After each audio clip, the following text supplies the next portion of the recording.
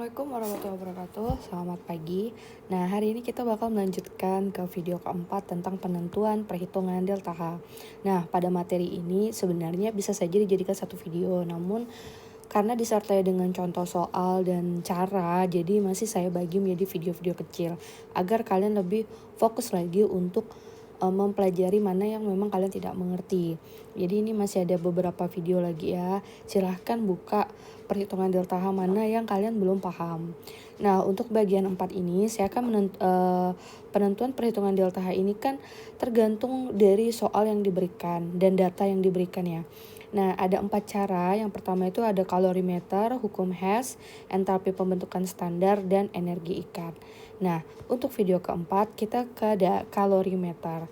Jadi, kalorimeter itu adalah suatu alat kalor, panas, meter, perhitungan. Kalorimeter itu adalah suatu alat untuk mengukur suhu dan mengukur kalor yang dihasilkan oleh suatu reaksi. Nah, di dalam lab itu ada dua jenis kalorimeter. Yang pertama itu ada kalorimeter biasa dan kalorimeter boom. Nah, keduanya memiliki fungsi yang berbeda-beda. Nah, kalorimeter biasa itu biasanya reaksi yang menghitung kalor untuk reaksi larutan dalam larutan. Jadi biasanya larutan-larutan yang menggunakan reaksi yang menggunakan larutan itu menggunakan kalorimeter biasa. Bisa dilihat di bagian sini, ini terdiri dari biasanya ada styrofoam atau biasanya plastik. Nah, seperti ini. Nah, jadi bahannya tuh khusus untuk bahan larutan. Nah, tidak selamanya larutan itu terdiri dari plastik. Larutan ya, reaksi itu dapat dari larutan. Kadang-kadang ada namanya reaksi pembakaran. Nah, kalorimeter boom itu dipakai apabila perhitungan kalornya itu menggunakan reaksi yang pakai bakar gitu. Jadi menggunakan kalorimeter boom. Nah, bisa dilihat itu terdiri dari bahan logam. Nah, seperti itu. Jadi ada dua pengukuran panas suatu reaksi menggunakan kalorimeter biasa atau menggunakan kalorimeter boom. Nah, di sini perhitungan delta H itu ada menggunakan delta H sama dengan perhitungan kalor larutan dan kalor bom yang digunakan, yaitu MC kali delta T dan kalorimeter bom itu C dikali delta T dengan keterangan sebagai berikut. M itu adalah massa total atau massa airnya, itu adalah volume total, kalian bisa tambahkan soalnya itu volume total. Kemudian C adalah kalor, jenis dari larutan. Nah, kemudian delta T itu adalah perubahan suhu. Nah, kalau ada C besar itu adalah kapasitas kalorimeter boom.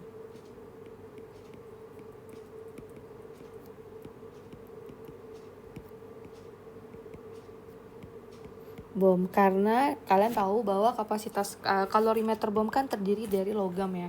Jadi ada pemuaian yang dihitung, makanya ada dihitung kapasitas kalorimeter bom. Nah, apabila kalian dapat soal itu ada versi lengkap, ada larutan dan bom pakai rumus ini. Namun, apabila di suatu soal itu kalian menggunakan kalorimeter biasa, maka kibomnya yang ini itu boleh dianggap tidak ada. Seperti itu. Oke. Gitu ya, jadi kibomnya baik kosong. Lanjut, kita langsung masuk ke contoh soal. Ini adalah soal pretest kalian nomor 15. Ke dalam 500 ml larutan HCl 2 molar dengan suhu 25. Ditambahkan HCl 500 ml NaOH 0,2 dengan suhu 25 dan suhu tertingginya adalah 35 derajat. Jika dianggap massa larutannya sama, tentukan kalor jenis larutannya 4,2, tentukan entalpinya. Nah, ini adalah percobaan karena kalian bisa lihat ini ada suhu, ada penambahan. Nah, hal pertama yang harus kita lakukan itu adalah membuat diketahui.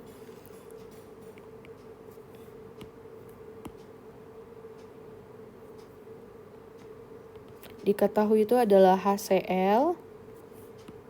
Nah, HCl itu ada volumenya berapa? 500 mili, kemudian molarnya itu 2 molar. Nah, seperti yang sudah saya bilang bahwa langsung buat data molnya M kali V, 500 dikali 2 itu berarti 1000.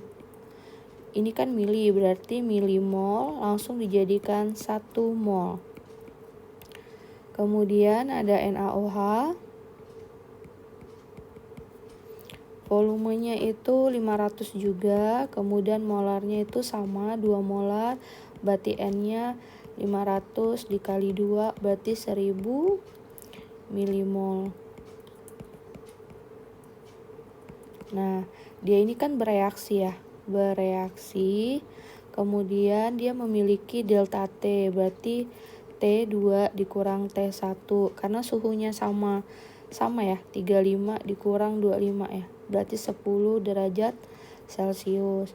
Kalor jenis larutan itu adalah C, 4,2 Joule gram derajat Celcius. Nah, tentukan reaksi berikut. Nah, di sini karena percobaan ini tidak ada menggunakan kata-kata kalorimeter bom. Kalorimeter bomnya itu tidak ada, berarti kita akan menghilangkan rumus kalorimeter bom. Jadi yang ditanya itu adalah delta H, entalpi ya, bla bla bla, dia satuannya kilojoule per mol. Nah, di sini rumusnya adalah apa? Kalian bisa pakai di sini. Delta H sama dengan delta H sama dengan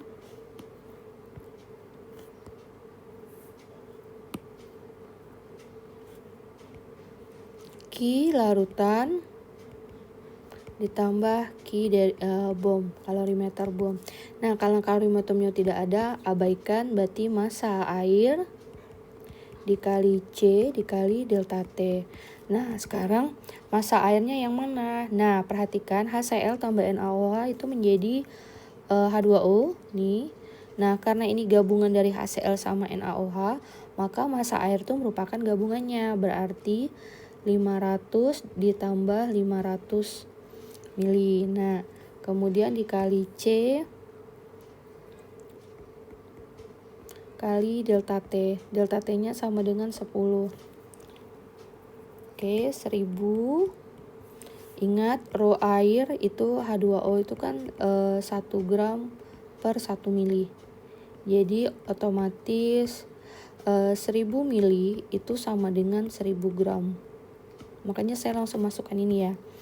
Kali 4,2 dikali 10 itu sama dengan 42.000 Joule, 4002 Joule.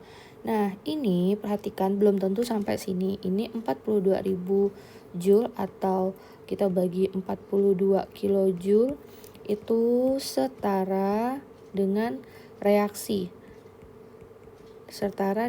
mol reaksi. Nah, mol reaksinya pakai yang mana? Kalau ada dua zat yang bereaksi seperti ini kan ada dua zat ya. Ada si HCl sama NaOH, pakai mol yang paling kecil. Jadi mol reaksi paling kecil. Nah, paling kecil di sini 1 mol sama-sama 1 mol ya, berarti bebas. Berarti soal ini setara untuk mol 1 mol. Berarti kalian boleh tulis, berarti delta H ini 42 kilojoule untuk 1 mol. Nah, berarti kita boleh tulis 42 kilojoule per mol.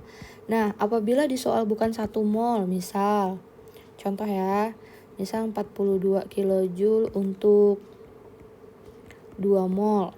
Nah, berarti kalian untuk 1 molnya seperti apa? Untuk 1 mol, nah kalian boleh buat konversi, ini delta H, ini mol. Kalau 42 aja 2. Berarti kalau 1 berapa? X. Nah, kalian boleh konversi seperti biasa, seperti ini. Berarti 2X sama dengan 42, X sama dengan 21 kilojoule per mol. Jadi tergantung soal ya.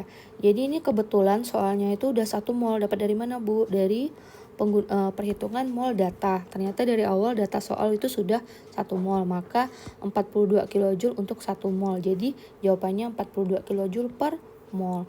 Kenapa harus dijadikan mol? Karena di soal sudah ada dikasih tahu dia minta per mol. Nah, jawabannya adalah 42 atau minus 42. Nah, ini menjadi pertanyaan berikutnya. Ini kita berikan tanda negatif. Mengapa? Nah, karena satu, reaksinya mengalami kenaikan. Nah, kenaikan itu identik dengan eksoterm. Nah, kita tahu bahwa eksoterm itu delta H-nya negatif. Makanya nilainya sama dengan negatif 42 kJ. Nah, itu adalah perhitungan delta H apabila menggunakan kalorimeter biasa. Nah, bagaimana perhitungan delta H jika kita menemukan bahwa kalorimeter yang digunakan itu adalah kalorimeter Bohm.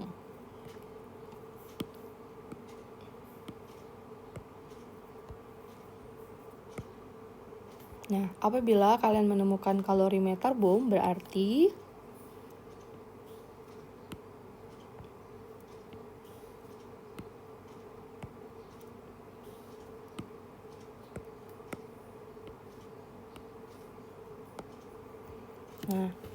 buat diketahui dulu, jadi ada kalorimeter Bohm direaksikan 0,16 metana dengan oksigen berlebihan sehingga reaksinya seperti ini.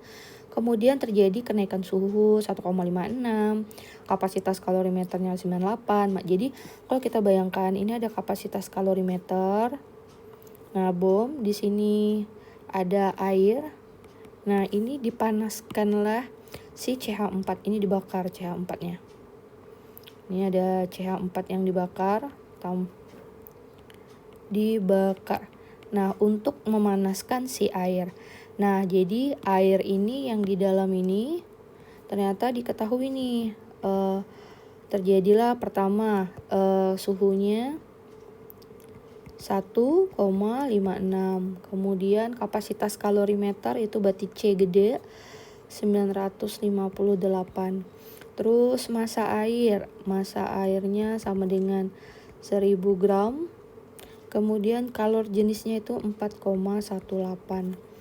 Nah, di sini datanya kemudian dipanaskan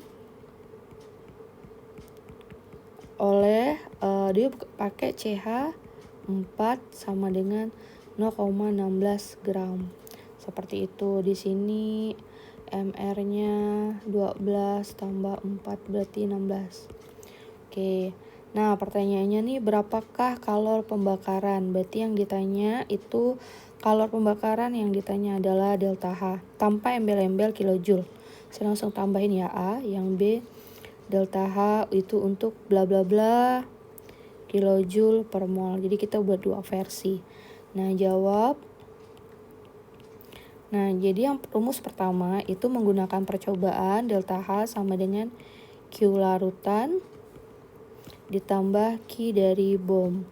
Nah, langsung aja ya, karena ini mengalami kenaikan berarti langsung dikasih tanda negatif karena eksoterm. Oke, tutup. Q larutan massa air dikali C dikali delta T ditambah C besar dikali delta T ditambah kapasitas dikali delta T. Nah, massa airnya berapa? 1000 dikali 4,18 dikali 1,56 ditambah C-nya 958 dikali 1,56. Kayaknya saya nulis 2 kali rumus deh. Ya, nggak masuk nih. Oke. Ini sama dengan 6520 negatif 6520 ditambah 1494 ya, 1494. Nah, negatif 814 kilojoule.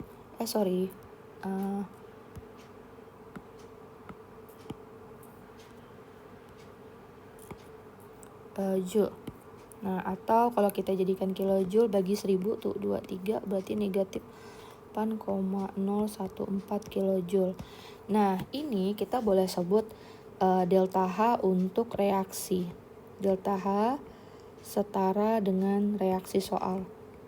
Nah, berarti nggak boleh ada embel-embel kilojoule. Nah, kalau pakai kilojoule berarti kalau ditanya berapakah delta H bla bla bla kilojoule per mol. Nah, kita harus konversi dulu. Konversi dari data penting karena soal ini belum dia tahu nih sebenarnya reaksi soal ini berapa mol. Jadi ternyata minus delta H yang minus 8,014 kilojoule ini untuk menggunakan CH4 yang berapa gram, dia itu 0,16 gram. Karena belum mol berarti kita cari dulu molnya. 0,16 dibagi 16 berarti 0,01. Nah, artinya delta H minus 8,014 kilojoule ini untuk 0,01 mol. Ini kayak saya buat ya. Nah, jadi kita tuh tidak boleh berdasarkan itu kita tidak boleh menuliskan delta H minus 8,014 kilojoule per mol. Itu tidak boleh. Mengapa? Karena bukan 1 mol tapi untuk 0,01. Jadi itu tidak boleh. Ini tidak boleh. Ternyata kenapa? Karena hanya untuk 0,01. Berarti untuk 1 mol bagaimana? Berarti kita harus konversi. Ini mol, ini delta H. Ternyata kalau 0,01 delta H-nya tuh minus 8,014. Nah, berapakah jika 1 mol berarti X? Berarti kan tinggal cari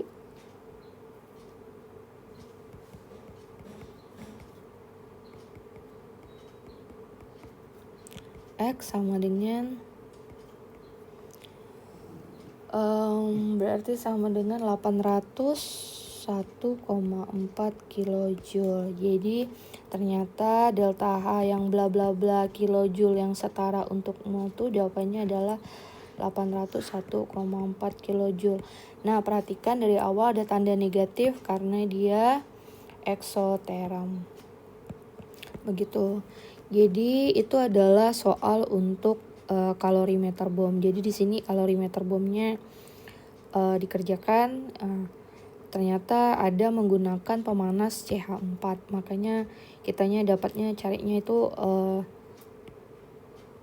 setelah dapat delta H biasanya baru konversi. Sebenarnya kalau soalnya hanya tentukan kalor pembakaran saja tanpa ada kilojoule per mol berarti sampai sini. Kalau ada kilojoule per mol berarti sampai sini. Seperti itu. Mudah-mudahan membantu ya untuk perhitungan delta H kalorimeter. Nah, seperti itu. Sampai jumpa di perhitungan delta H yang lain. Oke, assalamualaikum.